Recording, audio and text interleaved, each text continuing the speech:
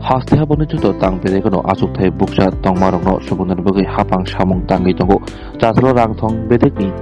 inspector asuk thaini bagui khorok chisa borokno offer letter yafari obahaino koksaka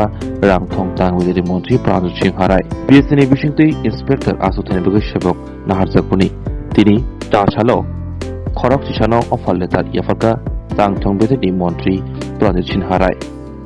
asal offer letter yafarma pandawo koksana tangai tangbederi mantri saka hapang juda tangbedego asuk thai buksa tongborokno subunani bagui samung tangino tongo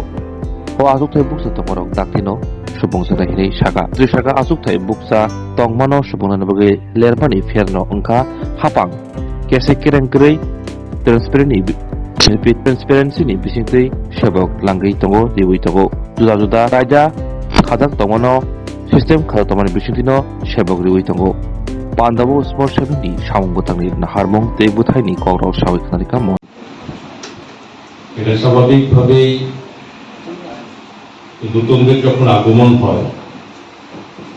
একটা নতুন অভিজ্ঞতা এখন ভাবনা থাকে তো এখানে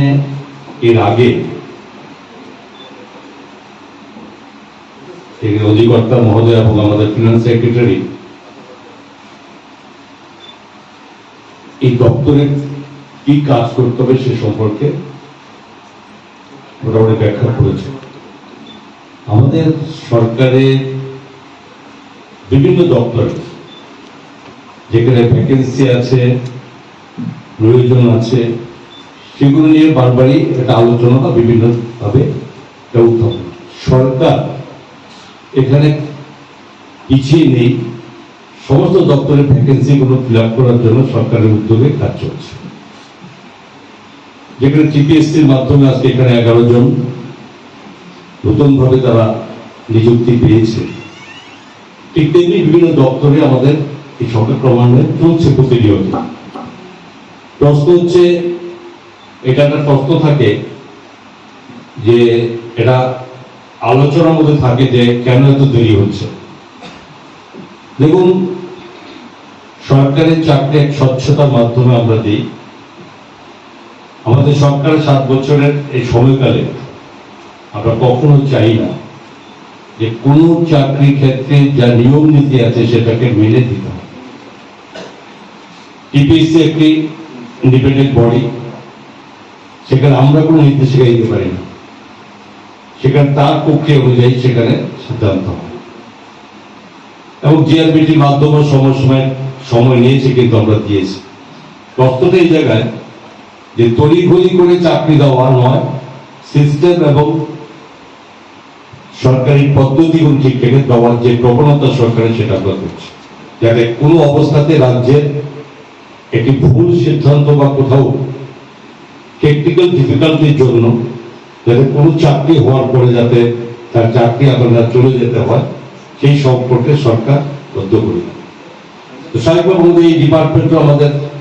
যেখানে vacancy ছিল আমার মনে হয় ভ্যাকেন্সি আমাদের অলমোস্ট ফিল আপ হয়েছে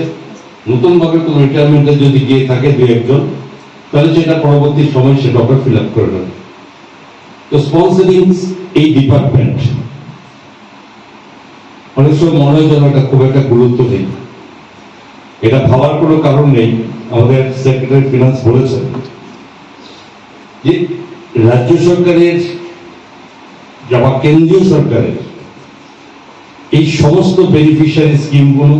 কার মাধ্যমে করতে হয় থ্রো ব্যাংকার্স মাধ্যমে করতে হয় তো ব্যাংকগুলোকে প্রথম প্রাথমিকভাবে কন্ট্রোল করা হয় এই ডিপার্টমেন্টের মাধ্যমে কোথায় কোথায় ব্রাঞ্চ খুলতে হবে কোথায় এটিএম খুলতে হবে কোন ব্রাঞ্চের কতটা তাদের রেশিওতে কতটা কাজ করছে সেগুলো টোটাল তথ্য কিন্তু আমাদের এই দপ্তরের কাছেই আমাদের খুব ইম্পর্টেন্ট ম্যাটার এটাকে ছোট করে দেখতে হবে না স্পন্সরিং সেভিংস এর ব্যাপারে পোস্ট অফিস থেকে আদার্স অ্যাক্টিভিটিস আছে গ্রুপ ইন্স্যুরেন্স সারা জীবন চাকরি করবে যদি এইসব সিদ্ধান্তগুলো না থাকতো তাহলে অবশ্যই সেখানে অনেকে ব্যক্তিগতভাবে নিজের মর্জি মতো করতে পারে সেটা সবাই করতে পারে কিন্তু এগুলোর পেছনে একটা সরকারি কর্মচারী যেখানে গ্রুপ ইন্স্যুরেন্স যারা করে তাদের ভবিষ্যতের একটা নিরাপত্তা কিন্তু এগুলোর মাধ্যমে স্থির পায় তো এটা কতটা গুরুত্ব দিয়ে কাজ করতে হবে সেটা কিন্তু এটা আপনাদের উপলব্ধি করতে হবে। তো আমরা স্বাভাবিকভাবে এটাকে সেইভাবেই সেই সমিতির গুরুত্ব দিতে হবে। এছাড়াও সবচেয়ে বড় কথা একটা যেটা যে দায়িত্ব নিয়ে এই ডিপার্টমেন্টের আন্ডার আছে, যে চিট ফান্ড বা মাইক্রো ফাইন্যান্সিং গুলো সম্পর্কে এটা সারা রাজ্যব্যাপী আলোচনার বিষয়বস্তু আছে। এই মুহূর্তে আমরা বলতে পারি যে আজকে আমরা সরকার আসার আগে, এর আগে থেকে এই নিয়ে এটা বিতর্ক, রাজ্যের বহু লক্ষ মানুষ এর মধ্যে প্রতারিত হয়েছে। বহু আলোচনা, বহু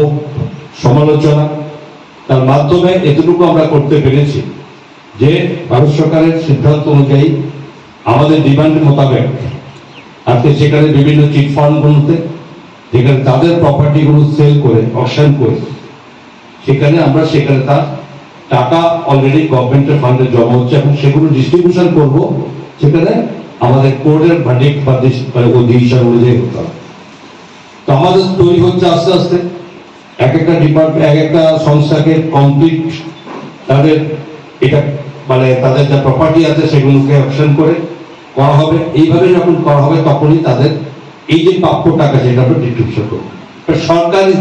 রেডি, সরকার প্রস্তুত, ডিপার্টমেন্ট রেডি। যেটা হয়েছে সেটা শুধুমাত্র যে নিয়মটা রক্ষা করতে সিদ্ধান্ত পেলে পরে আমরা সেগুলো ডিস্ট্রিবিউশন সেই পর্যায়ে তাদের কাছে করা শুরু হবে। তো যাই হোক, এগুলো ভাবে আমাদের আলোচনা রয়েছে, এটা মানুষের চাহিদা রয়েছে, জিজ্ঞাসা রয়েছে। বিভিন্ন সময় আমাদের বিভিন্ন রকম ভাবে আলোচনায় অংশগ্রহণ করতে হয়, কবে হচ্ছে, কিভাবে হচ্ছে, এগুলো আলোচনা হচ্ছে, বাট নিয়ম বহির্ভূত কোর্টের ডিসিশন এবং সেগুলো বাদ দিয়ে আমরা করতে পারি করবো। এখন নতুন যারা এসেছে তাদের কাছে আমার অনুরোধ থাকবে, জীবনের প্রথম এই সরকারি চাকরিতে পদার্পণ করা আমি স্বাগত জানাচ্ছি। এটাও ঠিক যে এর পরবর্তী সময় ট্রেনিং এর মাধ্যমে টোটাল ডিপার্টমেন্টের কাজগুলো কি হবে সেটা নিয়ে একটা বিস্তৃত ট্রেনিং এর মাধ্যমে কাজে অংশগ্রহণ করা হবে। তো স্বাভাবিকভাবে এখানে সিরিয়াস হতে হবে, জীবনে অনেক লম্বা সময় আছে, অনেক উপরে যাওয়ার ভাবনা প্রত্যেকের মধ্যে থাকে, তবে সেটা তখনই সম্ভব হবে যদি নিজের পারফরমেন্সটা সঠিকভাবে সবাই করতে পারে। এখানে যারা আমাদের পুরনো অফিসার্স আছে, ডেভেলপমেন্ট অফিসার থেকে বাকি